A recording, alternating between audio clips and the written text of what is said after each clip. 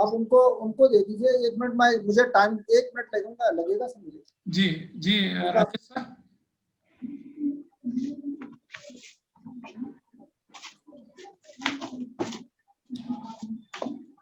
Rajesh sir.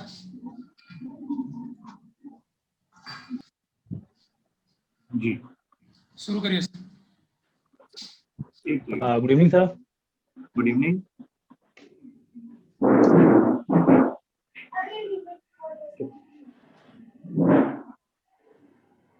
जी रमेश जी।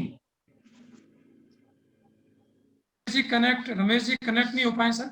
ये कान्हा जी हैं, Kanha Jahangir. Sir इनका बायोडेटा नहीं है मेरे पास। आ गया सर, मैंने भेज दिया। ठीक, देखता हूँ।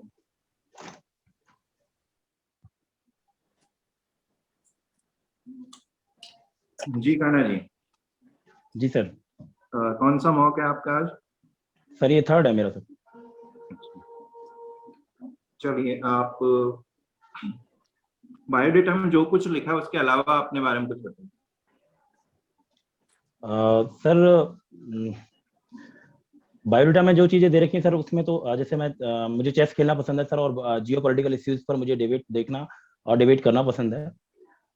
इसके अलावा सर मैंने मेरी पोस्ट ग्रेजुएशन इंग्लिश लिटरेचर से कंप्लीट किया सर, और ग्रेजुएशन में मेरे पास रोकना चाहूंगा आपको। जी सर। आपने शायद प्रश्न ठीक से नहीं सुना है। मैंने ये पूछा है जो बायोडेटा में नहीं लिखा है उसके अलावा कुछ बताइए अपने बारे में। अच्छा सर। सर बायोडेटा के अलावा सर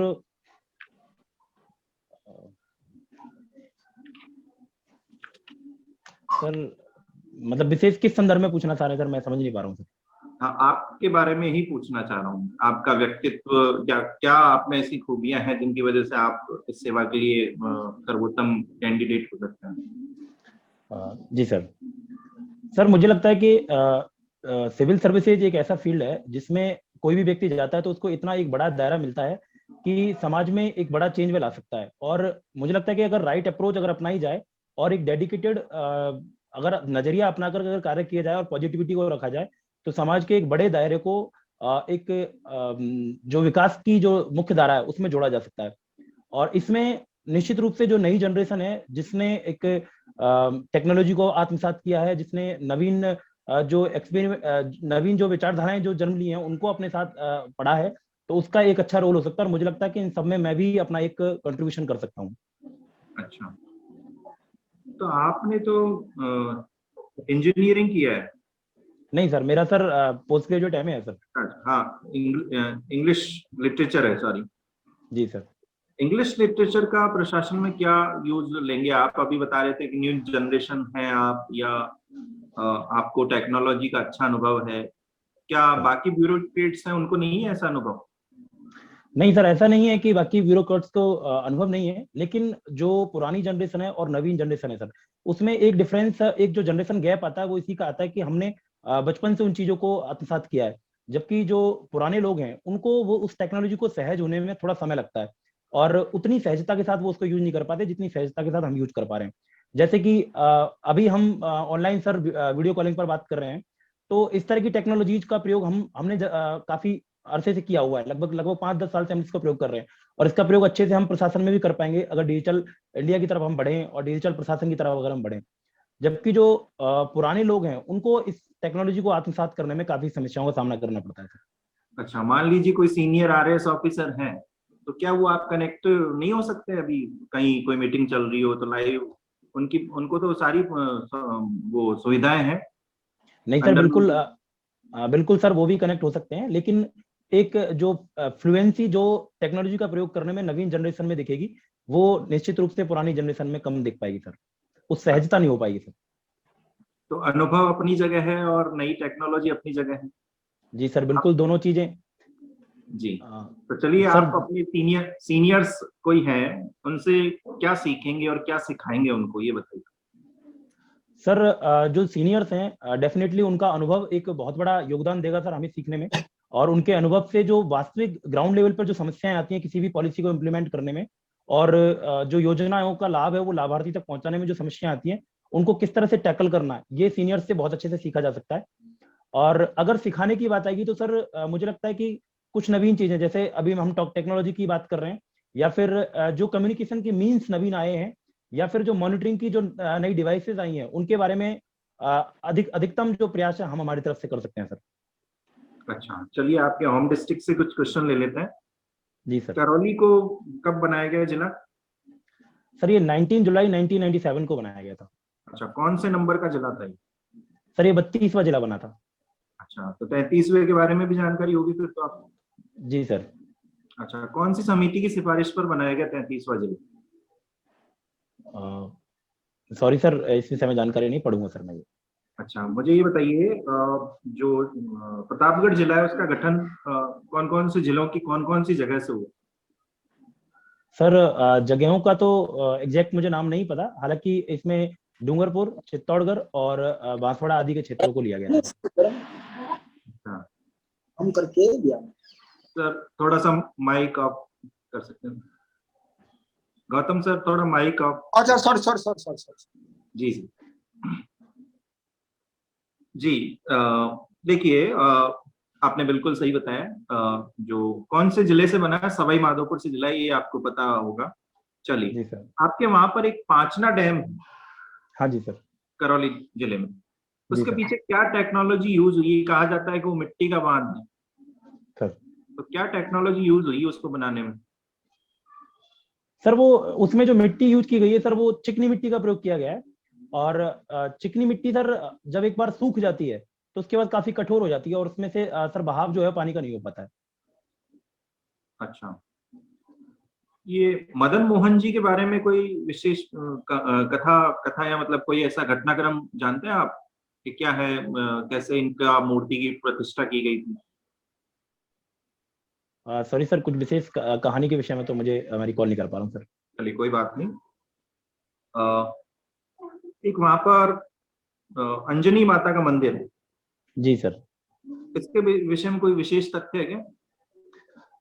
सर जो करौली में अंजनी माता का मंदिर है, ये जो हनुमान जी को स्तनपान कराते हुए एकमात्र मंदिर है सर पूरे विश्व में। वेरी गुड, ठीक है, भारत की एकमात्र मूर्ति है। जी ठीक है, तो क्या संदेश मिलता है आम जनता को ऐसी मूर्तियों को देखकर?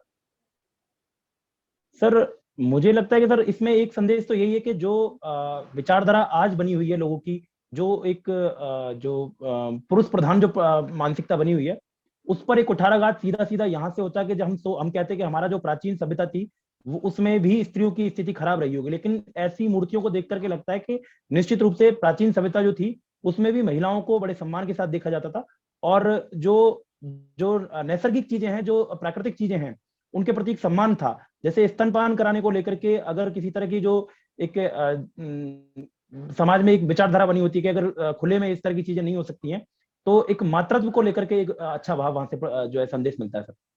अच्छा, ये स्तनपान के लिए एक सीधा संदेश जाता है क्या कि स्तनपान आजकल की माताएं नहीं करवाती हैं अपने बच्चों को, तो एक सही मैसेज जाता है? बिल्कुल सर। इससे अगर मैंने सर ऐसा तो नहीं सुना है कि महिलाएं नहीं करवाती है स्तनपान, बट अगर ऐसा है भी तो निश्चित रूप से एक संदेश उनको भी दिया जाता है सर। अच्छा, मुझे ये बताइए, राजस्थान का ऐसा कौन सा स्थान है जो माउंट आबू के बाद सबसे ऊंचा है? माउंट आबू के बाद सबसे सर टॉडगढ़ है सर ये। श्योर है आप? सर मैं अनुमान लगा रहा हूँ, शायद यही है सर। चलिए कोई बात नहीं। आपकी हॉबी चेस? जी सर। चेस से वैसे काफी क्वेश्चन हो चुके हैं। Geo watching debates on geopolitical issues? जी सर। चलिए कोई बात नहीं, हम पॉलिटिकल नहीं लेंगे, जियो इश्यूज ही लेंगे। बताइए, कहीं पर अभी एक ज्वालामुखी चर्चा में है वॉल्केनो टूरिज्म के लिए। सर स्थान विशेष तो मैं याद नहीं कर पा रहा हूँ, हालांकि सर वहां पे अभी विस्फोट हुआ था और उसके बाद सर काफी फोटोग्राफी और उसके लिए काफी टूरिज्म वहां पर हुआ है सर। लोग मतलब गर्म ज्वालामुखी का जो लावा निकल रहा था, उसके बावजूद भी लोग उस हीट को बर्दाश्त करते हुए भी उसको देखने के लिए और फोटोग्राफी के लिए वहां गए पहुंचे सर। चलो ठीक है, अब रिव्यू कर लेते हैं। देखिए, पहला रिव्यू तो आपका ड्रेसिंग सेंस वैसे ज्यादा बुरा नहीं है, लेकिन टाई अभी गर्मी के समय आप नहीं लगाकर जाएं तो ज्यादा अच्छा रहेगा। और फिर भी आप अपने जो भी सीनियर्स हैं या कहीं और आपके कोई जो पहले इंटरव्यू दे चुके हैं उनसे आप थोड़ा सा सलाह कर सकते हैं। मेरे हिसाब से टाई आप नहीं पहने तो ज्यादा अच्छा रहेगा। ये जी सर। शायद पहले भी मैं आपको पिछले मॉक में भी रिव्यू दे चुका हूँ। नहीं सर, टाई के लिए मुझे नहीं बोला था सर। चलिए कोई बात नहीं, आपको थोड़ा सा इसके बारे में बात करनी चाहिए अपने सीनियर्स या जो भी सर मॉक दे चुके हैं या इंटरव्यू दे चुके हैं। दूसरा मैंने आपसे पूछा था कि 32वें जिले के बारे में तो आपका गृह जिला है, उसके बारे में तो पता है। 33वां जो जिला है आपके प्रतापगढ़, ठीक है। सर। प्रतापगढ़ जिले का गठन परमेश चंद्र समिति के सुझाव पर हुआ था। परमेश परमेश चंद्र, चंद्र से। जी जी। जी सर। और 26 जनवरी 2008 को इसकी जी। स्थापना की गई थी, गठन किया गया। और जी इसमें सर। देखिए जो क्या बोलते हैं, 3 जिलों से, ठीक है, उदयपुर से ओनली दरियाबाद और बांसवाड़ा से ओनली पीपलखोट, बाकी छोटी सादरी है, अरनोद है या प्रतापगढ़ खुद है वो इसका चित्तौड़गढ़ का हिस्सा था। ठीक जी है, सर। ये सामान्य जानकारियां हैं, आप राजस्थान के निवासी हैं तो ऐसी छोटी मोटी जानकारियां आपको होनी चाहिए। जी सर, थैंक यू बाकी सर। देखिए, एक मैंने सिंपल सा क्वेश्चन लिया था कि अभी एक वॉल्केनो टूरिज्म के लिए कोई स्थान चर्चा में था, तो आइसलैंड में है वो।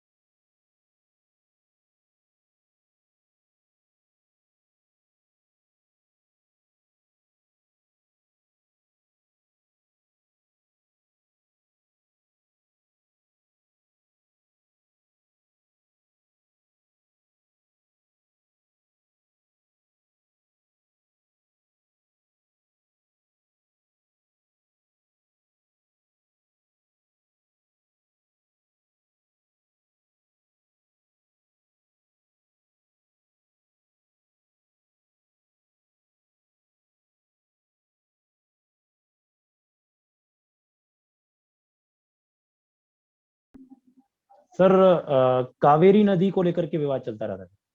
गुड। आर्थिक डकैती शब्द यूज हो रहा है, आपकी ज्योग्राफी में यूज होता है, वो किस बात को लेकर जो है ना यूज किया जाता है? ये सर एक बार टर्म दोबारा बोलेंगे सर? आर्थिक डकैती, प्रकृति की आर्थिक डकैती। जी सर।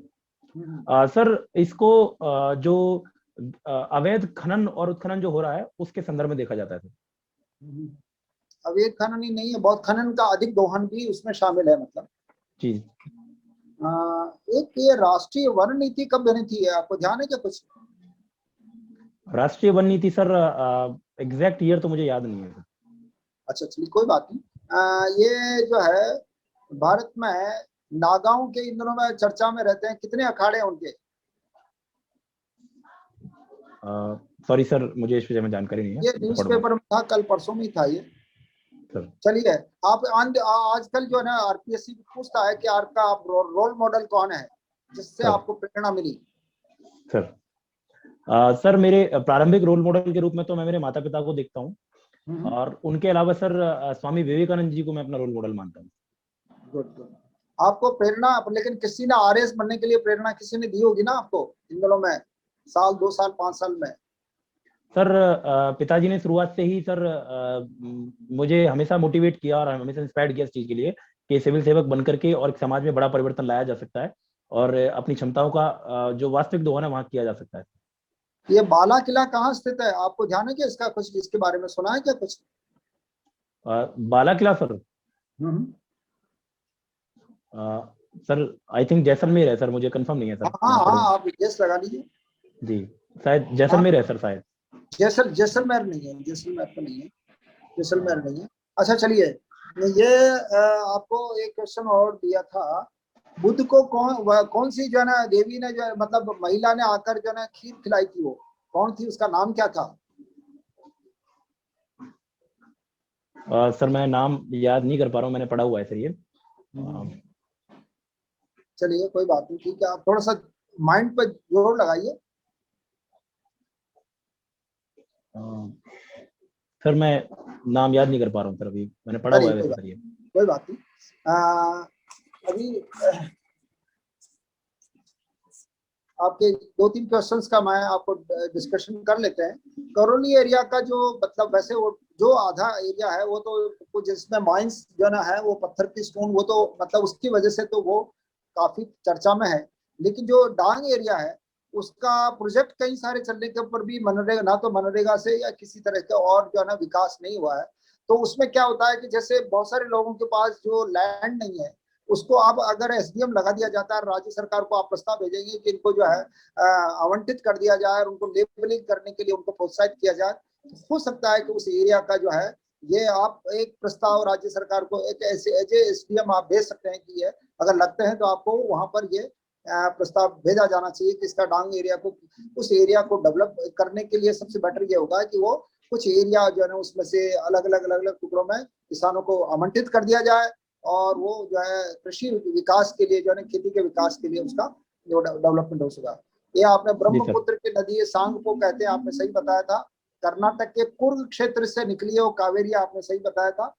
यह आर्थिक डकैती जो शब्द है ये खनिजों का दोहन, अत्यधिक दोहन के लिए है, ये कि अनियंत्रित जो है पूरा उसमें भारत सरकार की, राजस्थान सरकार की किसी की बुराई नहीं है, बल्कि यह है कि उसको अनियंत्रित दोहन को रोका जाना बहुत जरूरी है। एक राष्ट्रीय वन नीति 1952 में सबसे पहले बनी थी और वो महात्मा बुद्ध को जो है सुजाता ने खीर खिलाई थी सबसे पहले। जी सर।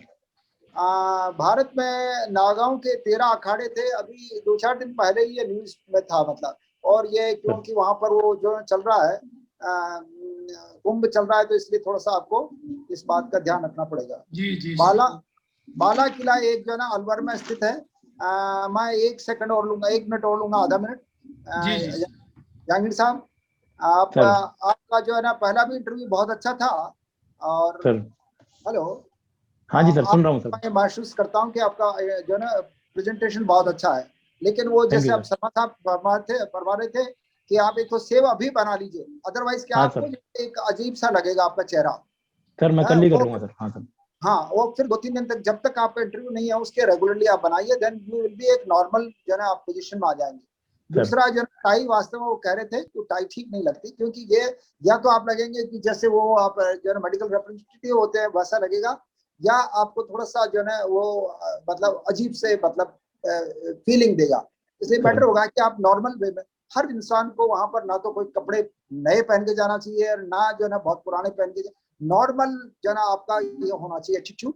तो आप बेटर यही होगा कि इसको टाई वाई को और नॉर्मल जो है ना आपके क्लोथ्स पहनिए, सेव वेव जनरली बना के जाइए। आई wish for the best, wish you best of luck. And आपका प्रेजेंटेशन पहले भी मुझे बहुत अच्छा लगा था, एंड अभी भी बहुत बेहतर है आपका प्रेजेंटेशन, आप गति भी आपकी बहुत अच्छी है। I wish for the best, wish you best of luck. Thank you sir. Good evening sir. जी कान्हा जी, गुड इवनिंग। अच्छा, ये रूपपुर पावर प्लांट क्या है कान्हा जी? सर ये बांग्लादेश के अंदर भारत और रूस के द्वारा मिलकर के एक पावर प्लांट बनाया जा रहा है सर। तो वो रूपपुर नामक जगह पर बनाया जा रहा है सर, इसलिए इसको रूपपुर पावर प्लांट कहा है। ओके, किस नदी के किनारे है? सर कंफर्म तो नहीं, आई थिंक ये बराक नदी के किनारे है सर। बराक नदी कहाँ बहती है बराक नदी? सर ये त्रिपुरा मिजोरम वाले क्षेत्र में बहती है, वहां से निकलते। गंगा को बांग्लादेश में क्या कहते हैं? गंगा को सर मेघना शायद नाम दिया सर, कंफर्म नहीं है सर। अच्छा, ये प्लांट जब भारत खुद लगा रहा है तो रूस को शामिल क्यों किया है? सर दोनों देशों का जब इसमें सहयोग होगा तो सर आपसी जो साझेदारी है वो भी बढ़ेगी। और चूंकि सर ये न्यूक्लियर प्लांट जो है सर, तो ठीक है।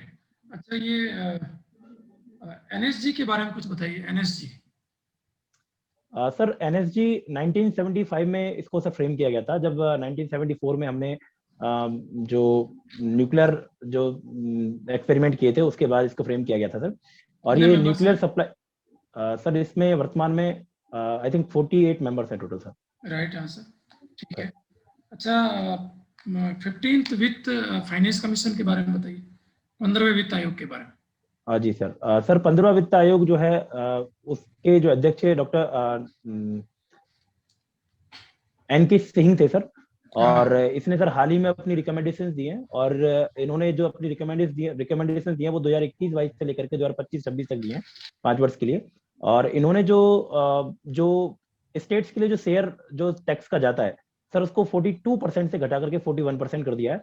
और 1% जो शेयर है वो जो जैसे जम्मू कश्मीर का अभी बाइफरकेशन किया गया था, तो ऐसे राज्यों के लिए किया गया है, मतलब जम्मू कश्मीर और लद्दाख जैसे क्षेत्र हैं उनके विकास में उसको लगाने के लिए कहा गया है। राइट। अच्छा, ये बताइए कि केंद्र राज्यों को पैसा क्यों देता है? जैसे 41% डिसाइड हुआ है, तो 40% देने का रीजन क्या है? सर जब सहकारी संघवाद के तहत हम देखते हैं कि जो टैक्सेस का जो डिवाइडेशन किया गया है वो इस तरह से किया गया है कि कुछ टैक्स ऐसे होते हैं जिनका कलेक्शन केंद्र सरकार करती है, कुछ टैक्स ऐसे होते हैं जिनका कलेक्शन राज्य सरकार करती है। तो जो टैक्स का कलेक्शन केंद्र सरकार के द्वारा किया जाता है उसका कुछ हिस्सा राज्यों के हिस्से में, वो ठीक है, वो दिया जाता है, पर दिया क्यों जाता है? ऐसा क्या रीजन है कि वो राज्यों को दिया जा रहा है? सर जैसे जीएसटी की बात करते हैं, तो जीएसटी का जो टैक्स है वो कलेक्शन होता है वो केंद्र सरकार के द्वारा किया जा रहा है, तो उसमें ये डेस्टिनेशन वेज है सर। चलिए नेक्स्ट क्वेश्चन। एक और सिफारिश की है एन.के. सिंह ने कि जो हेल्थ है उसको समवर्ती सूची में डाल दिया जाए। सर तो बता पाएंगे ऐसा क्यों कहा उन्होंने? सर समवर्ती सूची का विषय अगर बन जाएगा तो फिर केंद्र और राज्य दोनों उस पर अपना उनको मतलब इस पर कार्य करने का जो अधिकार मिल जाएगा, और फिर उस पर अच्छे तरीके से और जो पॉलिसीज इंप्लीमेंट की कर पाई जा सकती है। कितनी सूचियां हैं अभी वर्तमान में? वर्तमान में सर 3 सूचियां हैं सर, संघ सूची, राज्य सूची और समवर्ती सूची सर। कितने विषय हैं उनमें? सर जो संघ सूची है उसमें वर्तमान में 96 टोटल विषय हैं, और राज्य सूची में सर एग्जैक्ट मैं नंबर याद नहीं कर पा रहा हूँ। ओके। अच्छा, कुछ विषयों को राज्य सूची से समवर्ती सूची में डाला गया था पहले भी सर, बता पाएंगे वो कौन से विषय थे या कब डाला गया? सर ये 42nd अमेंडमेंट के तहत डाला गया था, उसमें वन और शिक्षा राइट, और नागरिक लोक व्यवस्था से जुड़े हुए कुछ मुद्दे थे सर, और नाप और तौल के मामले थे। इनको सर समर्थित में डाल दिएगा। ओके। मेरा अंतिम क्वेश्चन है कि भारत एनपीटी पे हस्ताक्षर क्यों नहीं कर रहा है? सर एनपीटी की जो व्यवस्था है उसमें जो न्यूक्लियर पावर्स हैं और न्यूक्लियर बॉम्ब बनाने की जो पावर है या उसकी जो कैपेसिटी है उसको डेवलप करने से रोका जा रहा है। हालांकि इसमें जो राष्ट्र ऑलरेडी बना चुके थे 1968 से पहले, उनको एक खुली छूट दी गई है। तो भारत जो है वो इस चीज का प्रवर्तक है कि पूरी तरह से न्यूक्लियर पावर्स का निरस्त्रीकरण कर दिया जाए, तो भारत इसके पक्ष में हो जाएगा। लेकिन अगर कुछ राष्ट्रों को परमिशन दी जाए और कुछ राष्ट्रों को इससे ब्लॉक किया जाए तो ये एक बायसनेस दिखाई देती है पूरे विश्व में। राइट राइट, बिल्कुल। मैं बायसनेस ही सुनना चाह रहा था आपसे। देखिए गणेश जी है वो आपने राइट आंसर दिया है। और जो एक क्वेश्चन मैंने आपसे पूछा था कि ये प्लांट भारत लगा रहा है पर रूस का सहयोग इसलिए रहा है कि रूस एनएसजी का मेंबर है, भारत मेंबर नहीं है। तो मेंबर नहीं होने के कारण वैधानिक रूप से भारत यूरेनियम की सप्लाई नहीं कर सकता। तो वो एक तरह से रूस का लाइसेंस यूज कर रहा है, रूस का नाम यूज करके, और इस पावर प्लांट पे वर्क कर रहा है। एक क्वेश्चन मैंने आपसे पूछा था जो राज्यों को क्यों दिया जाता है, तो चूंकि टैक्स कलेक्शन होता है वो राज्यों से भी होता है। तो जो केंद्र के पास जो पैसा आ रहा है वो कहाँ से आ रहा है? राज्यों से ही आ रहा है। राज्य से आ रहा है। इस लिहाज से भी डिमांड करते हैं कि जब हमारे नागरिकों से आपने टैक्स लिया है तो कुछ हमको लौटा दिया जाए। वो इसलिए वापस लौटाया जाता है। अभी जो सूचियां हैं उनमें संघ सूची में 100 विषय हैं, राज्य सूची में 61 विषय हैं, वर्ती सूची में 52 विषय हैं। ये थोड़ा आप ध्यान रखें। बाकी ओवरऑल बढ़िया है आपका, कोई नहीं, अच्छे आंसर दे रहे हैं और क्या भाषा शैली वगैरह। बस थोड़ा जो गौतम सर ने और आपको सजेस्ट किया है उसमें कुछ इम्प्रूव करिए। बाकी ओवरऑल अच्छा है। Thank you sir. ओके, शुभकामनाएं sir. Thank you sir. Ji.